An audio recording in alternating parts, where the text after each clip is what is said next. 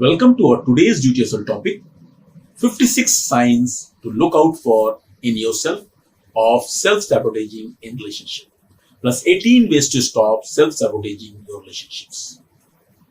For real value addition to this topic, please focus only on the content. Kindly ignore my lacunas in pronunciations, tone, expressions, accent, grammar, my looks, and even these videos background.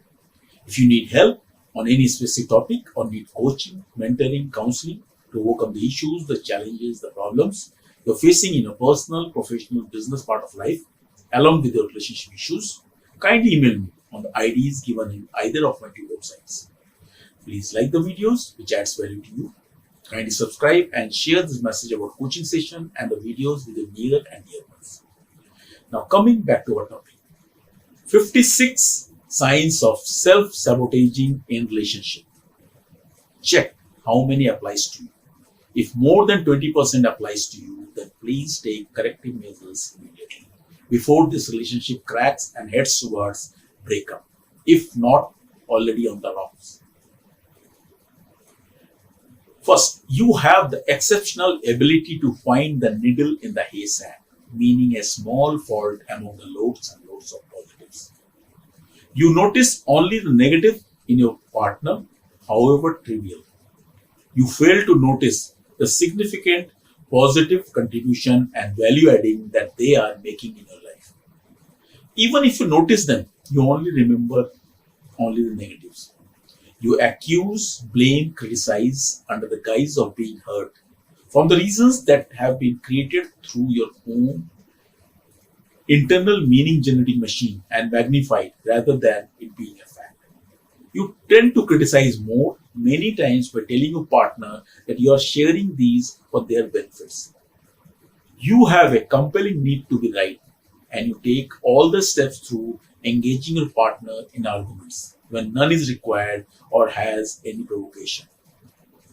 If your partner makes you realize that you were wrong or that mistake was entirely your fault, you hold grudge against him or her. You have a special storage inside you where you accumulate all the grudges that needs a small trigger to come exploding out of you.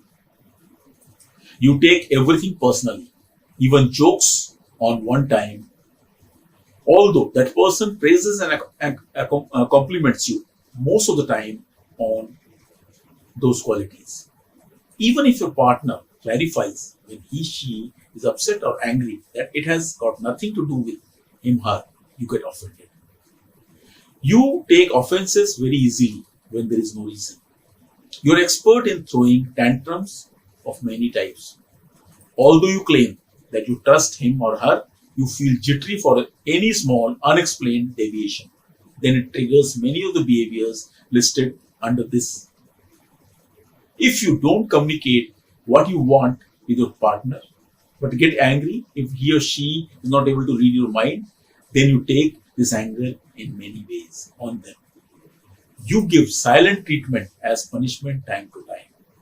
You also become incommunicado when angry and don't even explain why you're angry when he or she asks you why you are upset. You can keep your anger boiling for days, weeks, months, years, even on small things. You play very difficult and hard to please if your partner tries to resolve the conflict. You try to make your partner feel bad by deliberately flirting with others when you could be doing this with him or her to make him or her feel bad and insecure. When it comes to your relationship with this person, everything else is more important to you. You are just not available for him or her. You bring up your ex time to time to make your partner feel inadequate. You correct everything your partner says and does, like accent, spelling, and grammar, not even noticing the feelings, emotions, intent that she is expressing. You have stopped giving surprises and romantic gestures, which you used to do earlier, but expect from him or her all the time. You become mad and lose your cool when a partner can't read your mind. And when he or she asks you, don't tell exactly what you want. Only on persistence you tell about your vague needs and desires. You are not yourself meaning you are not transparent, honest, sincere, and open in a relationship. You always have your mask on. You expect your partner to do all the work for relationship and emotional build-up. You make promises but rarely honor them. You don't feel bad about not doing your part for nurturing the relationship. You don't notice, acknowledge, and celebrate your partner's accomplishment, big or small. You have started taking your partner for granted. You have always an eye on the exit. Because this is the first thing you say to your partner in time of any conflict or disagreement, that I will leave you, or you can leave. You gaslight your partner. It is a sign that you don't really believe your partner's feelings are valid or real, even though they are. You are paranoid and extremely jealous.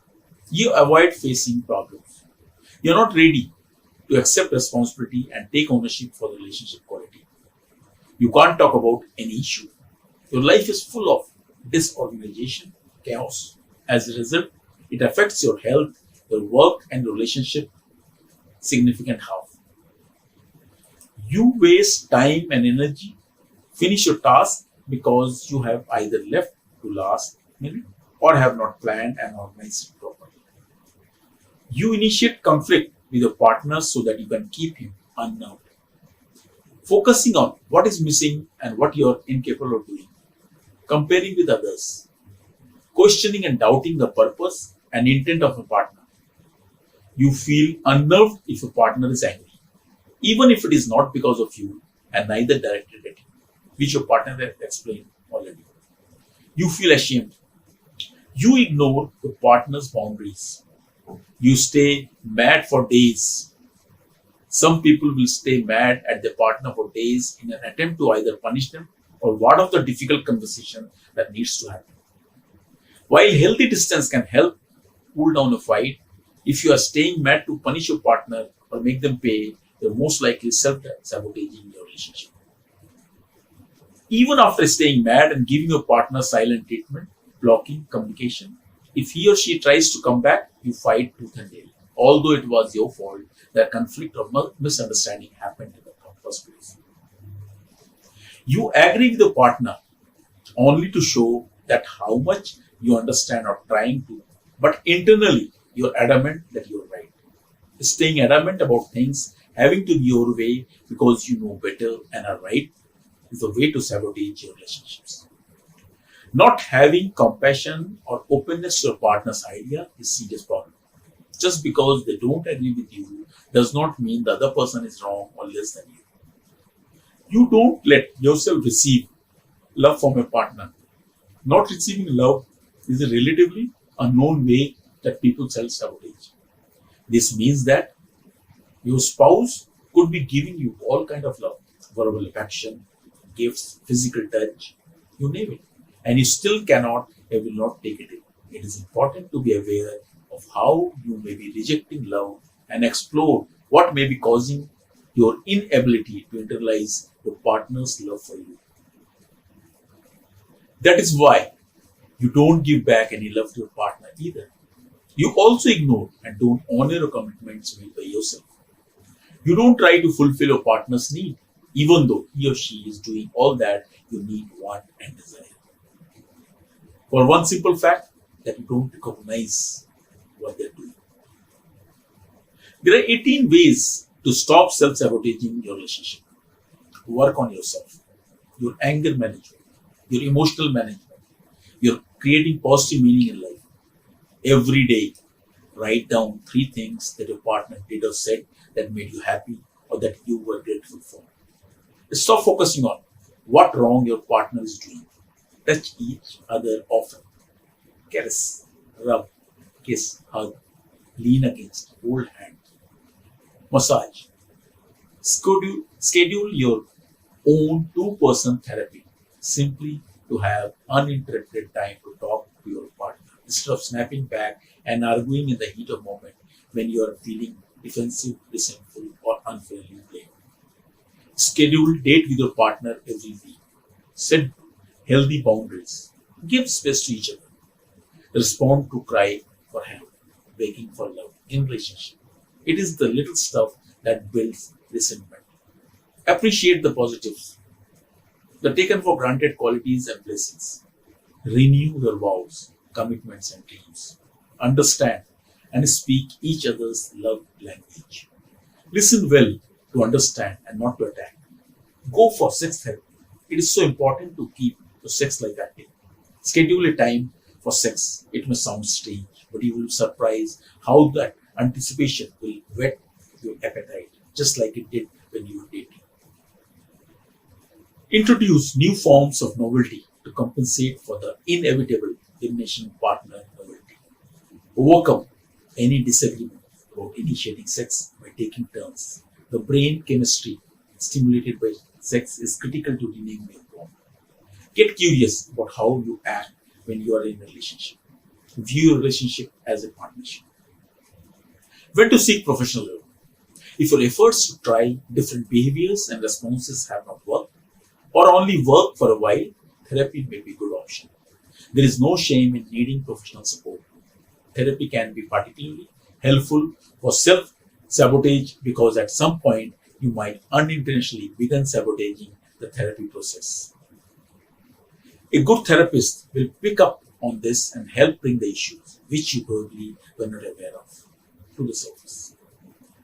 You can also read Stop Sabotaging Your Relationship in the Relationship